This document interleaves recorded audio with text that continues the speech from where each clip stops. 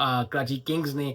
बात कर लेते हैं पेशावर ज़ल्मी की। आई थिंक पेशावर ज़ल्मी ने चांस मिस किया, जो सैम अयूब आउट हो गए, हारिस नहीं चले, बाकी भी 1-2, लेकिन जो अच्छी बात ये है कि बाबर ने थोड़ी-सी परफ़ॉर्मेंस दिखाई है। Yes, at the end of the day match हार गए, स्कोर नहीं किया, सेंचुरी नहीं की।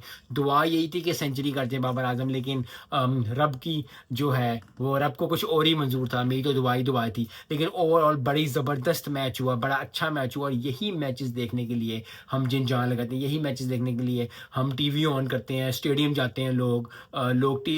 टीमों का रुख करते हैं, पीएसएल का रुख करते हैं, पीएसएल 10 का रुख करते हैं, इसीलिए कि ज़बरदस्त मैचेस देखने को मिलेंगे। काफ़ी दिनों बाद पीएसएल जो पाकिस्तान में फिर से शुरू हो रही थी, तो ये मैच जो था वो एक हाई स्कोरिंग मैच होना चाहिए था, एक अच्छा मैचेस होना चाहिए, छक्के चौके लगने चाहिए थे, एंटरटेनमेंट होनी चाहिए थी, और ये सारा मसाला, ये सारी चीज़ें थी आज के मैच के अंदर, पेशावर ज़ल्मी वर्सेस कराची किंग्स के मैच के अंदर।